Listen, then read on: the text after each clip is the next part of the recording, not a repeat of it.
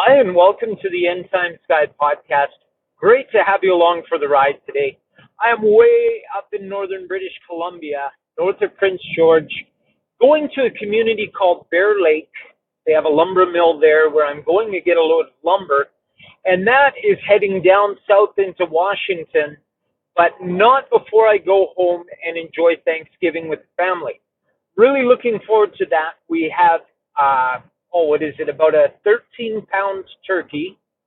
Not massive, but a good size, very good size, considering it's me and my two daughters. And my younger daughter is 17. She'll be 18 in a few months. She'll be helping me prepare dinner. She's a good little helper, always pitches right in. We're going to do turkey and stuffing, mashed potatoes, gravy. She's going to bake a loaf of bread. Her bread is really good, top notch. She has taken to cooking like a natural. It took me, I was in my 40s before I could make anything taste half decent. And here she is at 17, throwing down some pretty serious work in the kitchen. When I'm out on the road 6 days a week, she cooks for her sister and herself. And I give her grocery money plus, what does it work out to? About $60 a week for looking after her sister, looking after the home, things like that. So it's good for both of us. We're both very happy with the arrangement. She managed to save in 1 year from doing that. She saved enough to buy a car. So she's very good with her money. Bought a, It's 2005 Corolla. Real nice looking little car, runs like a top. Really proud of her. Doing awesome. But she's going to bake bread. We're going to have dill carrots and, of course, the cranberries and pumpkin pie for dessert. Really looking forward to that. It's going to be a really relaxing, enjoyable weekend. It looks like it's going to be a longer one for me, too. I'm going to be home tomorrow in the middle of the day, and then I'll have all day Saturday and leave again Sunday. So it's almost a 2 full day, 48-hour weekend, which is pretty generous. I'm looking forward to it. It feels like a real break for me. I've been trying to wrap my head around Donald Trump and his withdrawal from Syria. It caught everyone off guard. Some Republicans are turning on him as a result, and others are really stumbling trying to defend this move, which pretty much is indefensible. When Trump announced withdrawal of U.S. troops from Syria, Turkey announced almost immediately, great, we're rolling in. And a day and a half later, that proved to be true. Turkey is now invading Syria. And this is bad news for the Kurdish population there, many of which are Christian. So we're praying for our brothers and sisters who are basically running for their lives right now. And it's very hard to wrap your head around this if you don't have a prophetic perspective of what's going on. I have found Trump to be basically a hammer in God's hands. Trump has just gone and done things that offend people, that shock people, and he doesn't seem to care. He really doesn't seem to care. And his moves in regards to Israel have been very beneficial and very strengthening to Israel. And this move that puzzles the masses doesn't seem to bother Trump. He is the Donald, and I think he may be doing this according to God's will. And that may sound weird, but let me finish. In Ezekiel 38 and 39, we read about the Gog and Magog war.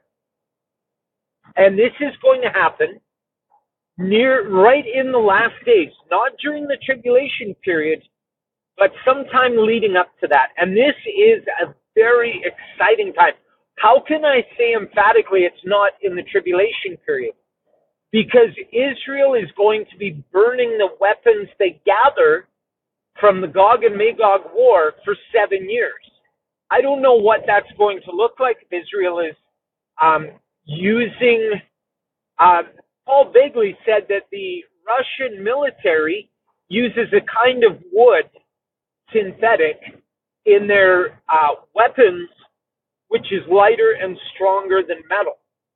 And it literally burns quite well. That could be exactly what the Bible is saying, or they could be reusing some of the gear for infrastructure. Who knows what will take place? But anyways, let me back up. The Gog and Magog war, it is God himself who will draw the nations. Now, Gog and Magog, it's assumed that these forces are primarily Russia, Iran, and Turkey. And Turkey has been a Western ally until the Trump pulled the forces out of Syria.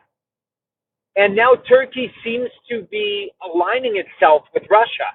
And Iran is definitely in cahoots with Russia. Iran gets a lot of its military weapons from Russia. So, do we have, thanks to Trump, the allies of the Gog and Magog war finally sitting down together at one table? It is very possible that is what Trump has done, really opening a door for a major prophetic fulfillment. Now, if you read Ezekiel 38 and 39, it is riveting. It's spellbinding. The description that God gives of Israel is so clear and so specifically the Israel of today that it takes your breath away. Gathered from among the nations, living in their own land, in unwalled villages, prospering. It just describes Israel exactly as they are right now. And God is using the Gog and Magog war to call his children back to him. Right now, there is a conservative, traditional element within Israel who are, I guess you would say, religious Jews, and another element, almost equal in size, who are not religious Jews, who are in fact liberal Jews. And God is going to use the Gog and Magog war to unite them. And what's very interesting is that God speaks prophetically of Israel as a whole nation, not Israel and Judah, the two nations of the north and south as they were known for the majority of their history. God is not referring to Israel and Judah. He's referring to the nation of Israel. And he's defining it in this prophecy exactly as we see Israel today. And if that doesn't give you chills, the next part will. God will draw Russia, Turkey, Iran, Libya, Sudan, and Ethiopia into this conflict. He's going to draw a very large army, massive army against Israel. They're all going to come sweeping in. Oh, and another thing, in the prophecy, it says that Israel is at the center of the world. Israel truly is at the center of the world in every way. The United Nations sits down, and in 1 year they write out, I believe it's 36 different human rights violations against Israel, and a total of 2 against other nations. Their focus is primarily on hating, destroying, and weakening Israel. People around the world are becoming anti-Semitic and hostile towards the nation of Israel. Israel is in the news almost every day. So, once again, the prophecy is really, truly describing the Israel of today. And God is drawing these nations against Israel for a specific reason. God is going to overpower these nations himself and destroy them even as they surround Israel. And it's going to be a supernatural destruction. They're going to turn on themselves. The weather is going to turn on them. There's going to be cataclysms, and all these nations will be destroyed. And it describes how the birds will feast and the predators will feast at this sacrifice that God is preparing for them.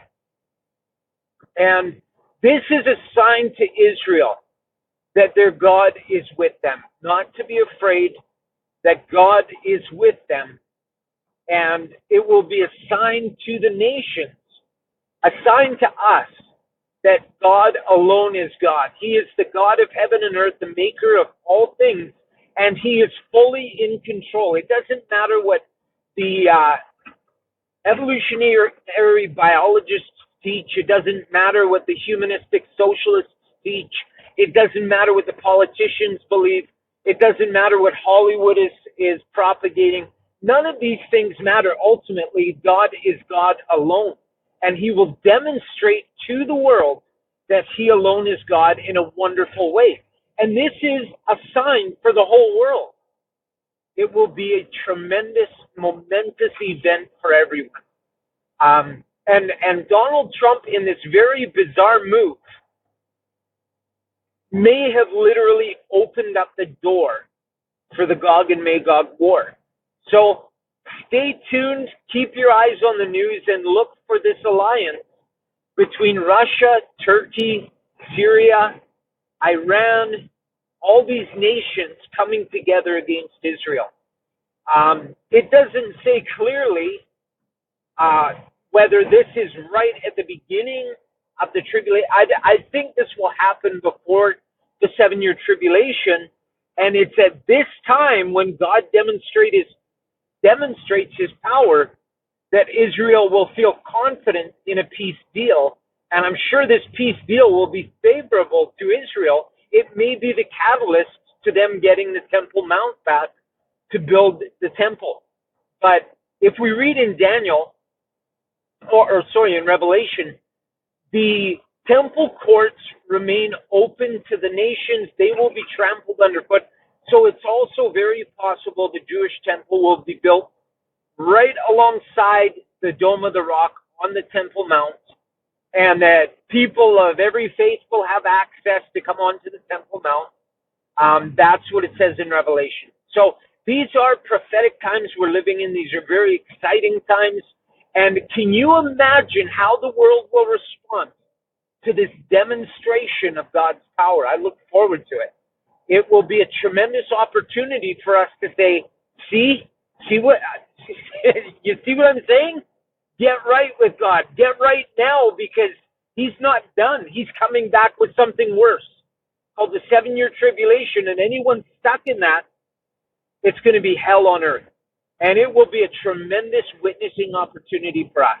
I look forward to it. God bless you and take care.